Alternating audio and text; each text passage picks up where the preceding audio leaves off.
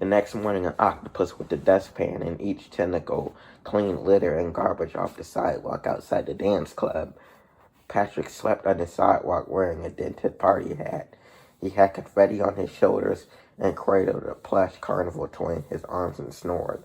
The octopus dumped garbage in the garbage can with his 2 feet sticking out, one of them missing a shoe. The feet belonged to SpongeBob, who tried to crawl out of the can. He tipped it over. Crash! The sound made Patrick wake up with the start. Party people, he shouted. Then he looked around. Oh, where's everybody? I feel like oh, blah. I feel like I saw the sea urchin, SpongeBob said hoarsely. Me too. And coughed up a sea urchin and spit it on the ground. Hey, I did swallow a sea urchin. Well, well, well, said a familiar voice. Sage rolled up to them. Sage, their SpongeBob croaked. Good to see you, pal. Nice work, boys, Sage said sarcastically. Wait to take my pearls of wisdom and flush them down the toilet. SpongeBob wondered what Sage was talking about. Then he remembered. Oh, no, he said. Oh, wait, did we lose focus? Like I told you not to, Sage suggested. Not me, Patrick said. Sage sighed. Let me jangle your minds. You came in here to get back something you lost, something you loved. Suddenly, SpongeBob and Patrick both really remembered Gary, and they cried at the same time. Yeah, Gary, Sage said. Seriously, it's hard enough being stuck in a tumbleweed. Cheek, boop, boop. Patrick, we gotta find Gary, SpongeBob said. But dealing with you two makes me want to light myself on fire, Sage complained.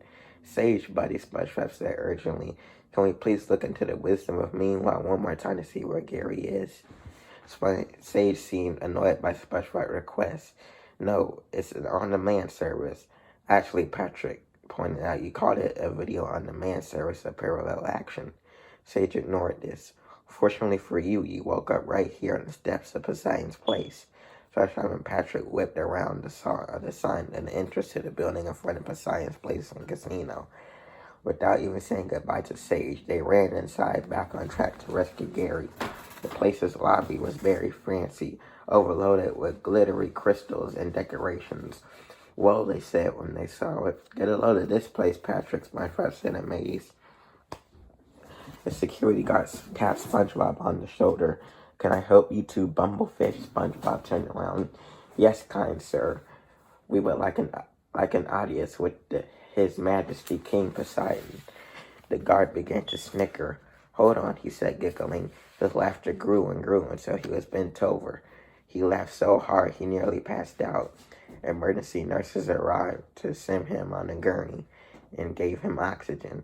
The team of doctors crawled through the gurney, working to revive the guard.